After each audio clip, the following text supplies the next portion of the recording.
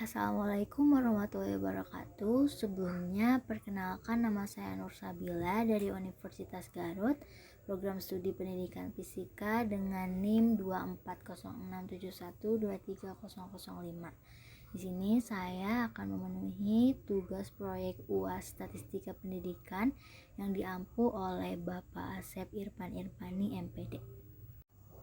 Langsung saja, di sini saya memilih kasus 1 di mana ada seorang peneliti ingin mengetahui perbedaan signifikan dalam kemampuan kognitif siswa berdasarkan 3 metode pembelajaran, yaitu ceramah, diskusi kelompok, dan PJBL yang diukur oleh nilai ujian akhir. Dan statistik yang digunakan adalah one way ANOVA atau ANOVA satu arah. Kenapa? Karena one way ANOVA ini digunakan untuk membandingkan rata-rata dari 3 atau lebih kelompok independen. Kelompok independen di sini adalah kelompok data yang tidak memiliki hubungan atau keterkaitan satu sama lain dalam suatu penelitian atau analisis statistik. Yang artinya nilai dalam satu kelompok tidak dipengaruhi oleh nilai dalam kelompok lain. Seperti halnya dalam kasus ini di mana kelompok 1 siswa itu belajar dengan metode ceramah, kelompok 2 siswa belajar dengan diskusi kelompok, dan kelompok 3 siswa belajar dengan project based learning. Nah, karena setiap siswa hanya berada dalam satu kelompok dan tidak ada keterkaitan antar kelompok, maka kelompok ini disebut kelompok independen. Nah, sebelum melakukan uji ANOVA, ada beberapa syarat yang harus terpenuhi. Yang pertama, data harus terdistribusi normal. Yang kedua, varian data harus homogen.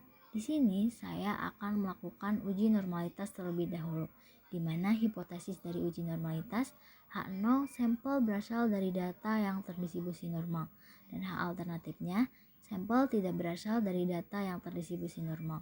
Untuk kriteria pengujiannya, jika nilai signifikansi lebih besar dari 0,05 serta paling tidak ada 2 dari 3 data yang normal, maka H0 diterima.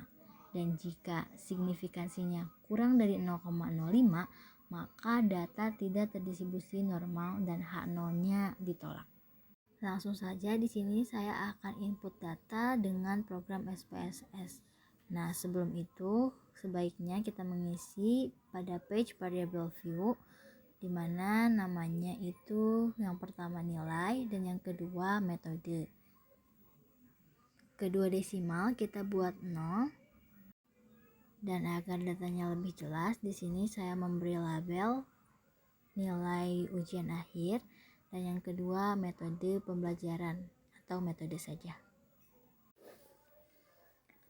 Untuk values pada metode di sini saya mengisinya yang pertama 1 untuk metode ceramah, lalu 2 untuk diskusi kelompok,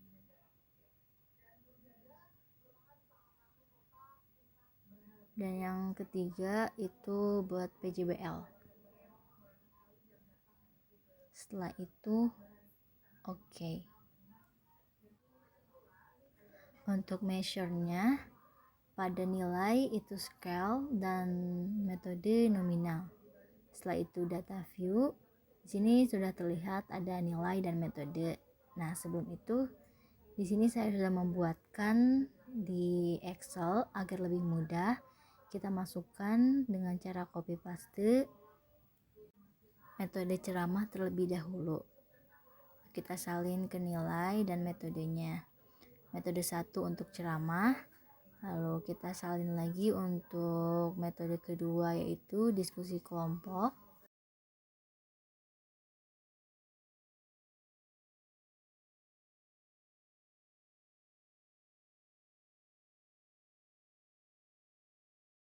Dan yang ketiga itu untuk PJBL.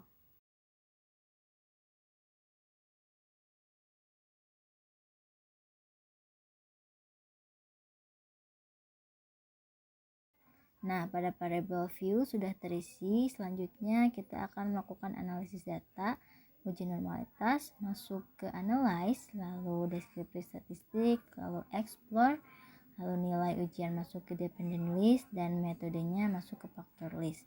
Setelah itu plots, dan di checklist normality plot with testnya, dan continue. Setelah itu oke.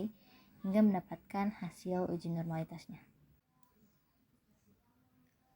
Nah, diperoleh test of normality-nya di sini terlihat untuk metode ceramah nilai signifikansinya 0,684, lalu untuk diskusi kelompok 0,274 dan untuk PGBL 0,329. Karena nilai signifikansi ketiga data tersebut lebih dari 0,05, maka H0-nya diterima sehingga ketiga sampel data tersebut terdistribusi normal. Karena syarat sudah terpenuhi, selanjutnya kita bisa melakukan uji one way ANOVA. Untuk uji homogenitas bisa dilihat nanti bersamaan dengan uji ANOVA ini. Kita masuk ke analyze, lalu compare mean, lalu one way ANOVA, nilai masuk ke dependent list, dan metode masuk ke factor. Setelah itu option dan di checklist untuk homogeneity of variance testnya. Setelah itu continue, lalu oke, hingga mendapatkan hasil test of homogeneity dan ANOVA-nya. Sebelum melakukan analisis untuk kriteria pengujian pada uji homogenitas, di sini jika nilai signifikansi lebih besar dari 0,05, maka data homogen atau variasi antar kelompok itu sama.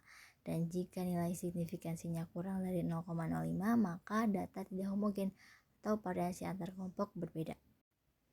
Lalu uji ANOVA. Hipotesis penelitiannya, H0 tidak terdapat perbedaan rata-rata nilai ujian akhir siswa berdasarkan metode pembelajaran ceramah, diskusi kelompok, dan pembelajaran berbasis proyek.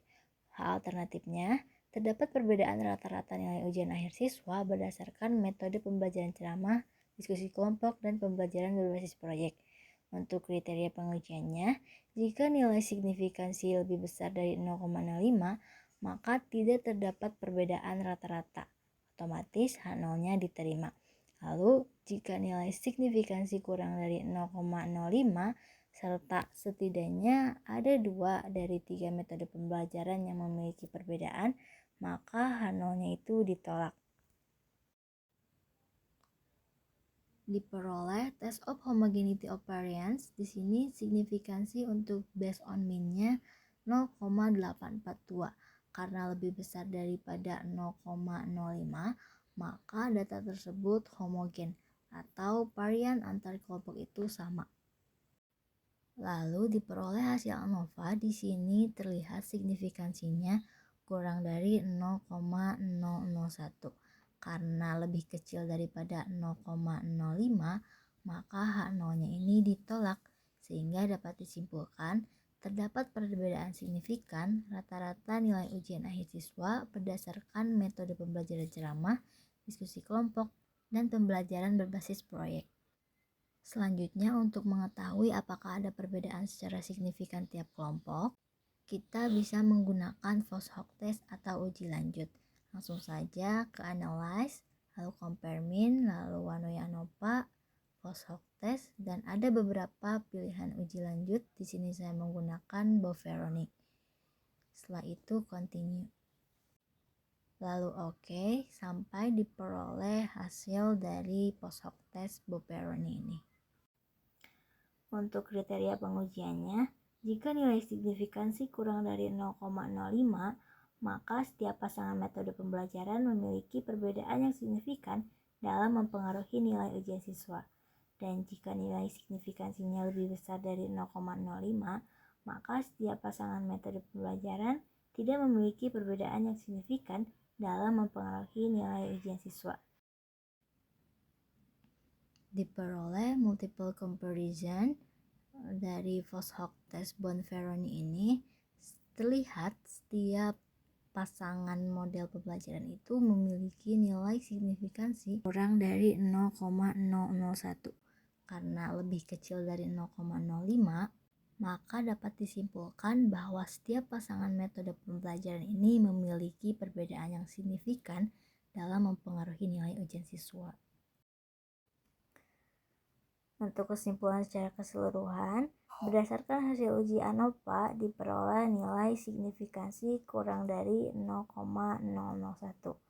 Lalu berdasarkan uji lanjut juga diperoleh nilai signifikansi setiap pasangan itu kurang dari 0,001, sehingga dapat disimpulkan bahwa terdapat perbedaan yang signifikan dalam kemampuan kognitif siswa berdasarkan metode pembelajaran ceramah, diskusi kelompok, dan pembelajaran berbasis proyek.